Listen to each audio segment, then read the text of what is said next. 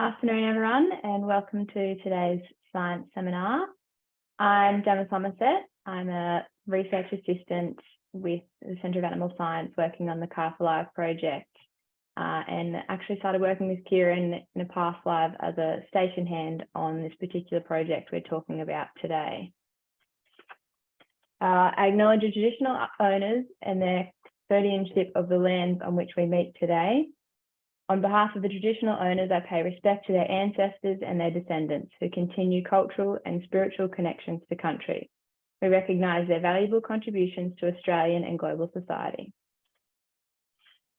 The seminar today is scheduled from 12 to 1. At the conclusion of Kieran's presentation, we'll hold a Q&A session.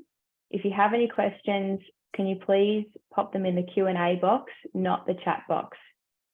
And I will address them at the conclusion of Kieran's presentation. Today, we're hearing from Kieran McCosker. Kieran is a tropical beef production expert with extensive experience in investigating production issues across various facets of the northern beef production system and Southeast Asia. Kieran completed an agricultural science and animal science degree at the University of Queensland, followed by a PhD at the School of Veterinary Science, also at the University of Queensland. During his time working in the Primary Industries Division of the Northern Territory Government's Department of Industry, Tourism and Trade, he was heavily involved in several large projects, including the Cash Cow project, which aimed to determine the factors associated with reproductive performance in Northern Australia beef cows. In 2021, Kieran joined the Centre of Animal Science at the Queensland Alliance of Agriculture, Food and Innovation. Currently, he is involved in several projects, one of which aims to examine the impact of shade and paddock infrastructure on calf mortality, as well as the use of remote technologies to detect key production events such as calving and associated maternal behaviours. Thanks, Gemma. So welcome to today's seminar, and it's great to have the opportunity to present to everyone. As Gemma introduced, the project we're talking about today is the Reducing Calf Loss from Exposure. And this is an MLA funded project with strong collaboration from Australian Agricultural Company. So just to provide a background to the work, and there's substantial areas of North Australia that are relatively treeless, and the photo on the bottom of this slide sort of indicates that, and is a typical sort of landscape in rangeland in the Barkly Tablelands or Mitchell Grass Downs, that's found sort of northwest Queensland and into the central sort of Northern Territory regions. Now, there's a lot of cattle that graze these regions, and their paddocks are generally rather large. They're expansive areas, and there's relatively few water points. That's changing over time now. But during the calving period, there's a very high heat load. So, it's not uncommon for days to exceed 40 degrees Celsius. And, situations like the top photo of this slide gives you a demonstration of what you see is there's a cow standing beside a calf that's sort of showing some kind of heat stress, and you can see that calf just lying in the shade of a small bush out in these sort of relatively treeless plains. So these conditions are common in these sort of areas, and we found that in the Cash Cow project, there was an association between high heat loads during the period of calving or expected month of calving and the occurrence of calf loss. So when a cow was expected to calve in a month or a period that had more than 15 days of higher than 79 degrees THI, we found that there was about a 4 to 7% increase in calf loss for those groups. And this issue is not a new issue. Now there's some, if you go back into the literature, the concern about calf loss and association with heat stress has been around for a long period of time, and there's been various different attempts to try and constrain that impact. So in that paper, there's a photo of there. It was in 1963. They're trying to establish trees on the Barkly tableland, and then in around the 70s and 80s, they had a smaller version of a shade shelter, which is the top photo there, which provided shade for the calves and tried to exclude the cows. The larger photo on this slide is a photo of what was the work, or what was used in this project, and that's a feedlot grade shade structure installed at a close by to a water point. So why is heat stress important for cattle production, beef cattle production? There's basically, if there's no difference in between the body temperature of an animal and the environment, they're able to, that sort of thermoneutral zone. But if they aren't able to dissipate heat, they get they increase and aren't able to control their body temperature. And the response to that from a production sense is that they reduce in intake. And the other thing is that when they're trying to dissipate heat, they're redirecting blood away from their internal organs and body away to the surface of the animal, and that sort of has an impact on blood flow to through the uterus, and has been shown to have an effect on conception rates, and also blood flow away from the mammary glands, and has been shown to have an influence on milk. But the major impact is the reduction in feed intake. So when an animal gets hot, maybe they start shade seeking, but they basically lose or reduce their appetite. And this is a well-known sort of fact. And that reduction in energy is thought to be the major impact on production. So the purpose of this study was to evaluate the effectiveness of trying to mitigate the effect in somewhat of a practical way. And it was to utilize some investment that was made by a company to install these large feedlot grade shade shelters in close proximity to water points, and measure the impact of that installation on calf loss, particularly in beef heifers. So I'll just introduce these shade shelters and the environment we're working with, a short video.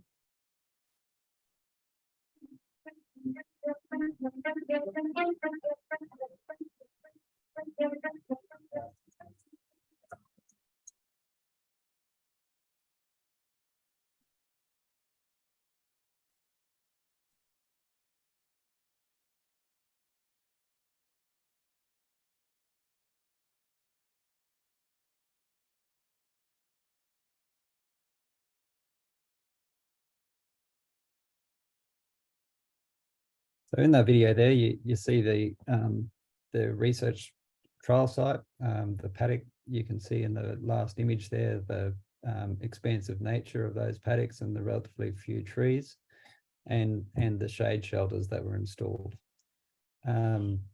So the methods of this trial, the trial site was located about 70 kilometres west of Kemmerwell.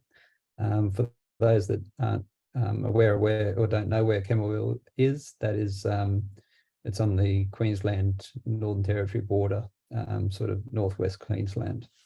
And the two paddocks that were used were very similar in production potential and size and area. They were in a rectangular shape, virtually square, 7 by 8 kilometres square. And the shade shelters in one of those paddocks was installed at each water point. There were 6 water points, and those shade shelters had about a 75% UV protective sort of density, I suppose. All the cows were Wagyu and full blood Wagyu heifers. The picture on the bottom right there is just showing you that the heifers definitely did seek out the shade. You can see that at that site there was a few trees and things around the shade shelters, but all the cattle were beneath that shade shelter. So this study went for three years. We monitored 3 calving cohorts, and overall we monitored 760 heifers. So we would preg test the heifers around August each year, and there was a new group of heifers enrolled every year, and if they were diagnosed as being pregnant, predicted to calve between generally October to December. There were a couple of Januaries in some years, and then they would be put into the paddocks, the trial paddocks, and we would monitor them until weaning the following year, which typically occurred in around June, July.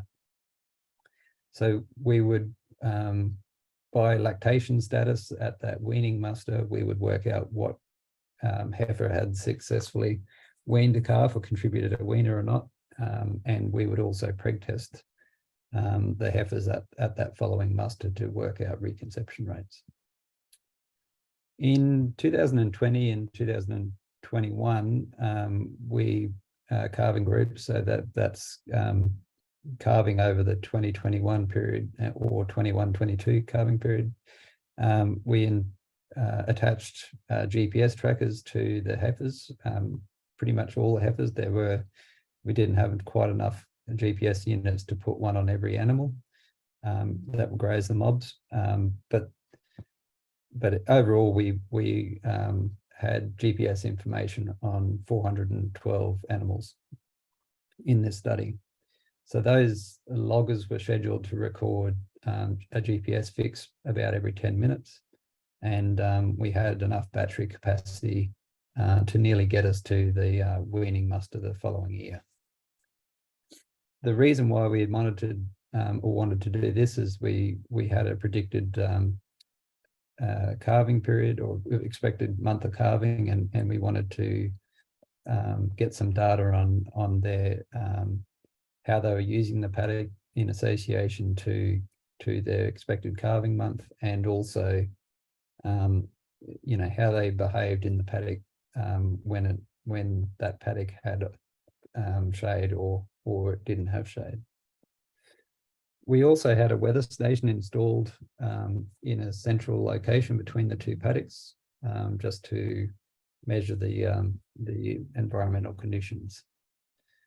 So this is just to demonstrate that the rainfall that occurred over the study period, generally it was thought to be of average years, not good years or bad years. Prior to this study, there had been a very poor season, and we'll explain the low numbers of animals that we started off with in the study. So we started off with 150 spread across 2 mobs, and that doubled or more than doubled over the course of the project. But you can see there that in relation to years, pretty much 2020-21 wet season and 2019-20 wet season was that started raining in around November, December, but in 2021 it was a much earlier season with rain occurring sort of late September, early October. Just to describe the temperature that we observed over the period, on the left there's the average daily temperature. That's the average daily ambient temperature. So you can see there that average during the calving period exceeds 35. So that's the average for the day. It's well in excess of 40 in some years. Now the weather stations that we were using allowed us to work out a heat load index. So a heat load index is an improved way or method of measuring the ability of a cow to dissipate heat. I suppose that takes in the radiant heat as well as the humidity. And generally the rule of thumb is that if you've got a heat load index of around 90, that's when animals sort of display a fair bit of heat stress. So you can see in all 3 years that we did this study, there was a number of days exceeding a heat load index of 90. So we would assume that there was animals getting some exposure to heat stress. So the results overall was that we did not, there was not a statistical significant association between the provision of shade or not, but it was tending towards significant at a p-value of 0.08 after the 3 years. Overall, there was a 5.6% difference, a 5.9% difference in calf loss when those heifers had access to shade installed near the water points. Now you will see that, and this is the next slide, is the showing the results that we observed by year of observation, and calf loss sort of ranging between 10 and 30% essentially over these 3 years. That may seem very high to some people, but it's and it is relatively high. However, it's not uncommon to see those rates in these environments. So our overall summary of this is that on average, we observed in the order of a 6% difference in calf loss. Sorry, I'll just go back. But it tended towards significant, but was not statistically significant because we're dealing with a mob level intervention, i.e. we're measuring the differences between two mobs, which limits our statistical power. Now, because we potentially thought about the impacts of heat being a reduction in feed intake, we did consider that it would have reduced the milk supply, which sort of we get some evidence of that from dairy work. And so we were interested in looking at if we picked up any difference in the average weight of weaners at weaning time, and we did not find any difference in the average weight of weaners. So they were, over the 3 years, they were exactly the same. So, you know, our average weaning weight over the 3 years was in the order of 200 kilo weaners. With the GPS data, this is just a demonstration of the points that we recorded in 1 year in the two paddocks there. So you can see the blue line, the blue dots, the house dots that you can see in the top part of that map is showing you where the water points are, and where that is also where the shade structures were installed. On the bottom one, in the green shading, that's you can see a tap, a dark coloured tap, and that's where the water points are. The large orange circles are actually where the towers, where we had the infrastructure installed to get the data out of the paddock. So the information that we got from the GPS units was that we looked at the association between the average distance cows were away from water in relation to temperature humidity index. And in 2020-21, we saw that the blue line, which is when they had limited shade, when there was a higher heat load, they tended to be a bit further away from water on average. And the groups which had access to the shade structures, is the orange line in the top picture. So, you know, relatively the same average distance away from water for a day when there was low heat load, and as the heat load increased, there was the ones that didn't have access to the shade were further away from the water points on average than the others. In 2020-21, we did not see this difference at all. There was no difference when between the two groups. This is another way to represent this in relation to calving. So this was looking at what was the average distance away from water when cows in relation to their expected month of calving, and essentially, but there was again another between year difference, and we found, and you see there that when in 2020-21, the group that didn't have access to the shade of the water points tended to be a little bit higher away, further away from the water than the others. The other information that we were able to work out from the GPS was that the cows were typically walking between 6 to 8 kilometres prior to calving, and then there's a slight drop around the time of calving. So when we actually took another look at the GPS data to see how much time they were spending at the water points and also at where the shade structures were installed, we did this by looking at the number of GPS fixes that were recorded within 200 meters of the water point, so to speak. And because we had scheduled these GPS units to take a recording every 10 minutes, that would also work out to be how much time animals were spending. So there, in 2020-21, there was a clear drop around the time of calving, so that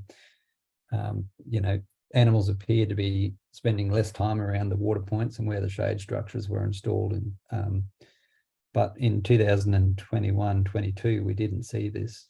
But if we go back to and think about when the rain started to occur in the 21-22 period, that actually started to occur in prior to calving. So the rain had actually started in late September, early October, before the majority of these heifers had started calving. So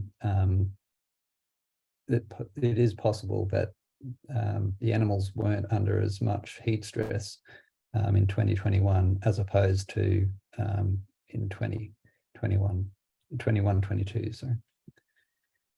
So in conclusion, we did observe some trend in reduction in calf loss when they had access to these shade structures. However, it wasn't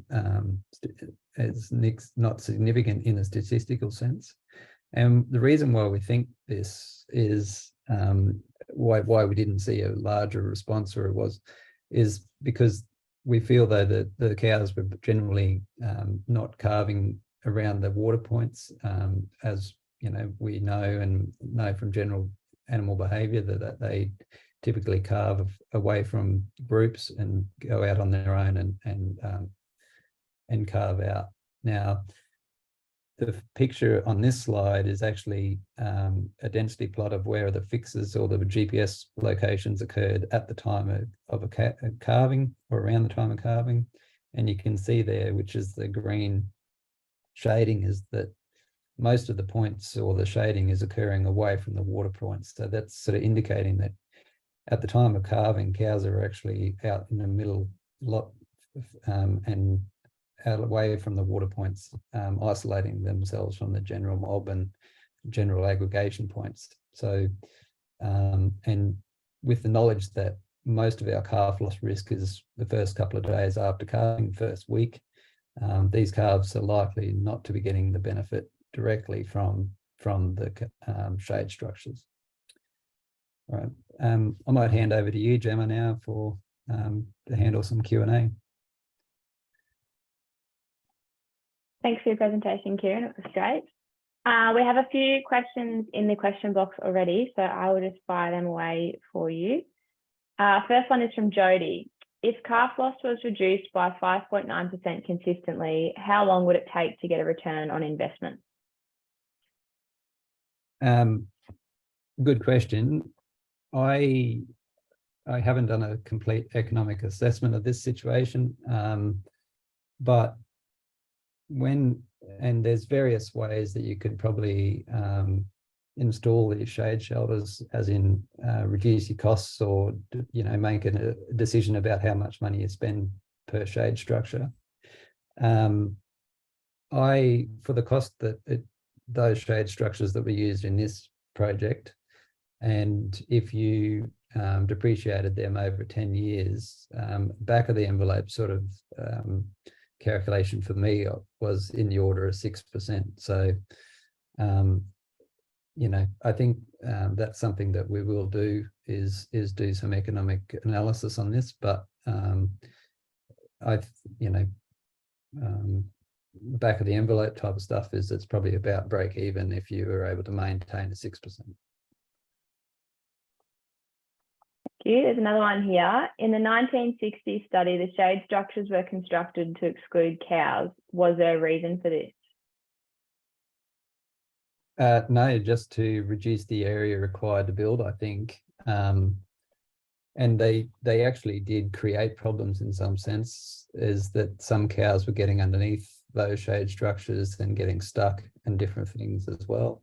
And it was just because their priority group was the calves, so it was sort of like a creep feeding type scenario where you exclude the cows and provide access to the calves to additional feed or a bit of shade. So it's sort of enriching the environment for the calves rather than the cows. I've got another one here from Jody. If the provision of shade reduces the biosphere of animals, would the management implication be that the stocking rate would need to be reduced to prevent overgrazing within the biosphere area? Yeah, well, I suppose when we looked at the GPS data, there probably wasn't that much difference between the two.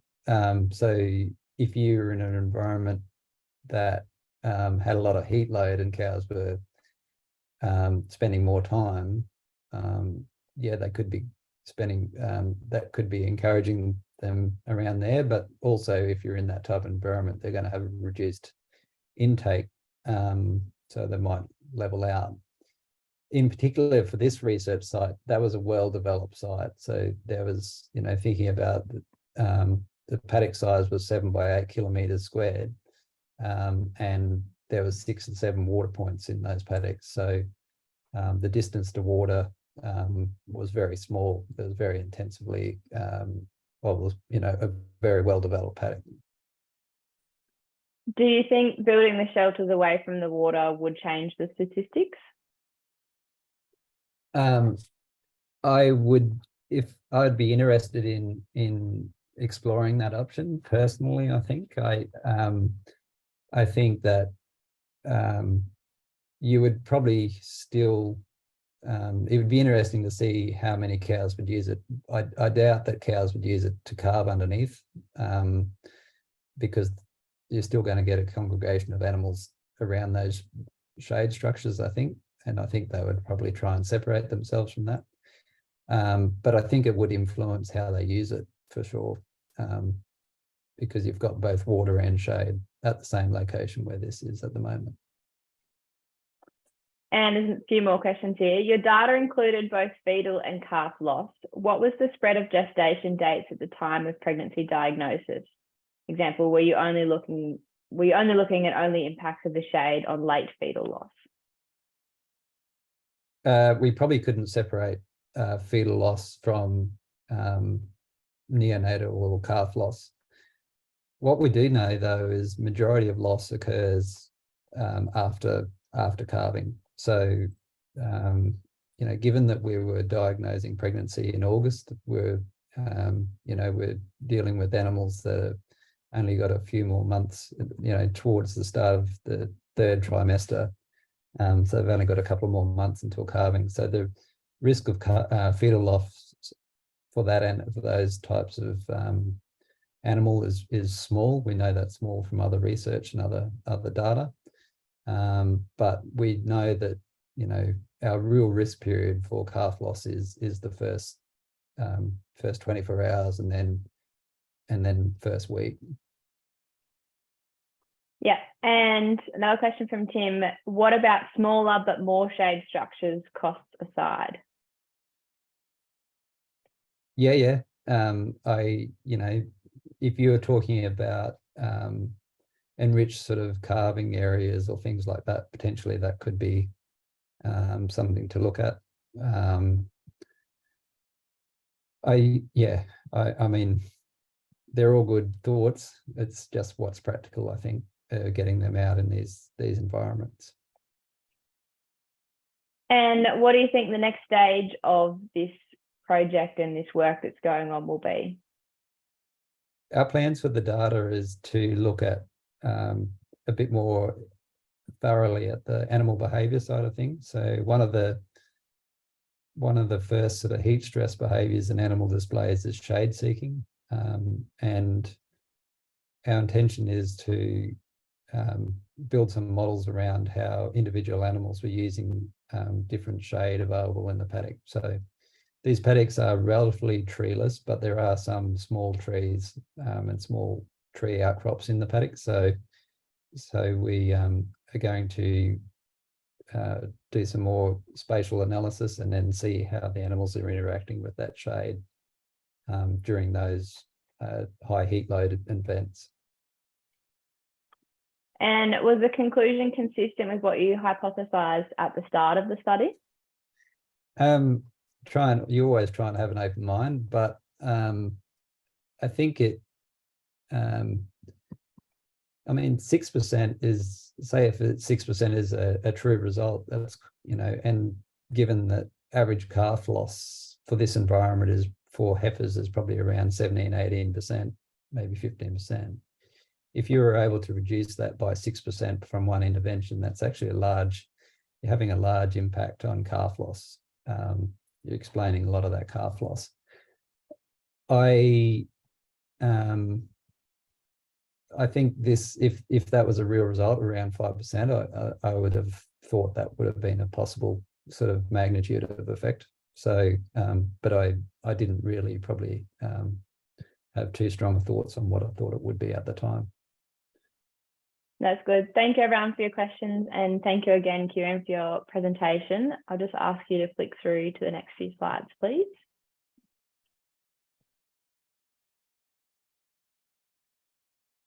Sorry, if I can just acknowledge Northern Territory Department of Industry, Tourism and Trade, as well as Meat and Livestock Australia for supporting this work, as well as AA Company. Thanks. So next week's seminar is on Tuesday, the 30th of May. It's titled RNAi for Crop Protection Against Viruses and Insects. It will be presented by Dr. Carl Robinson from Coffey Centre of Horticultural Science. Thank you for attending today's science seminar. If you enjoyed it, please sign up to our seminar invitation list. And thank you very much and goodbye.